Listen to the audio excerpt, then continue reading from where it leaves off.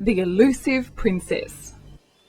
Between the Maxwell River and the Franklin River lies a long ridge. Being parallel to the Prince of Wales Range, it's named the Princess Range. The Princess Range has several things in common with some of Tasmania's other remote wilderness peaks. It's surrounded by thick scrub, it's rarely visited, its ascent can be aided by the use of rivers, and it starts with a P. As we had recently ascended the Provis Hills, Prince of Wales Range and the Propsting Range in the far southwest, we felt that 2006 should include an attempt at this peak. To do so would require either paddling the Franklin or the Maxwell River. We chose the Franklin as it can be accessed more readily by the road over Mount Mclaine that was built to construct the Franklin River Dam. The discovery of this large no-dam stencil on the Mount Mclaine Road led John, Dale and Richard to reminisce about their visits during the period when public outcry at the impending loss of this wild river led to its construction being ceased. The river still runs free. The water still courses through the spectacular gorges at levels dependent on the rainfall in the mountain ranges that surround it.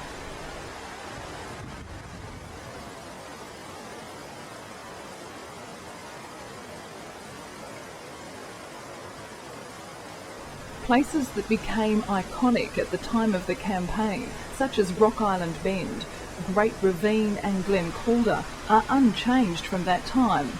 Indeed, other than the ever-changing water and the deposition of flood debris and river shingles, the forests and mountains have not changed.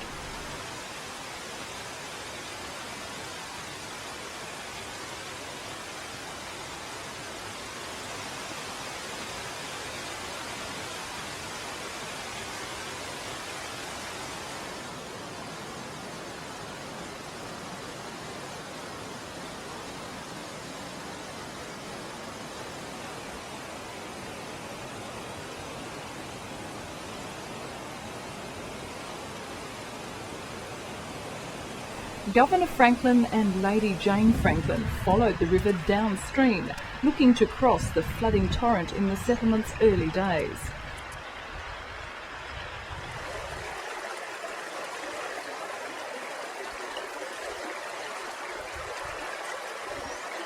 The escaped convicts Goodwin and Connolly passed through these forests during their epic escape from Sarah Island. The forests are thought to have grown since the Tasmanian Aborigines occupied Kudakina Cave alongside the river a much longer time ago. Bones and flint last held in their hands were discovered in these caves.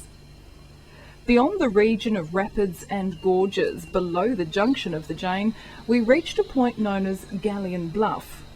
Here we left the river to traverse the forests to the Princess Range, a line very close to what Goodwin is thought to have taken.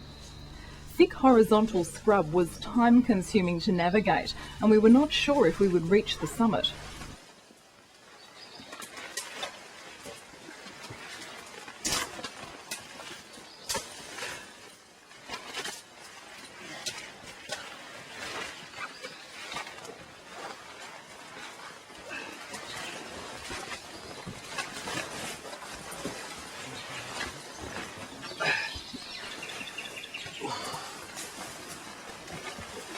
Conditions were cold, with snow and hail falling despite only being at an elevation of 200 metres above sea level, and we had difficulty finding tent sites amidst the tangled branches.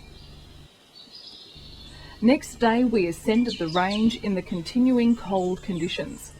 Around the 500 metre level it had been cold enough for snow to settle. On arriving at the summit, we had brief but spectacular views of the snow-covered flanks of the Prince of Wales Range, before yet another snow-laden squall blew in from the southwest. We saw no evidence of recent visits to this summit, and we doubted whether anyone had stood here in such wintry conditions. This is limestone country, and multiple bizarre outcrops and caves were passed. After returning to the river, we visited the massive Pangana cave into which a creek flows, and the windows open into the surrounding rainforest. The now swollen river allowed us to make good time to the Gordon River and Sir John Falls.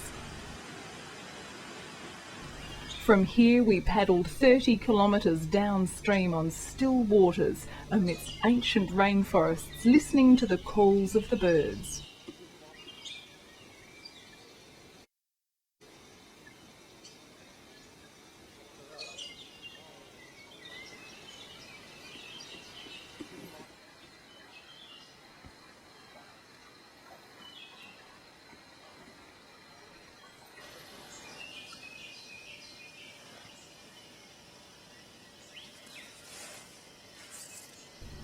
After arriving at Heritage Landing, we dried our gear and played cards before ending this trip in style.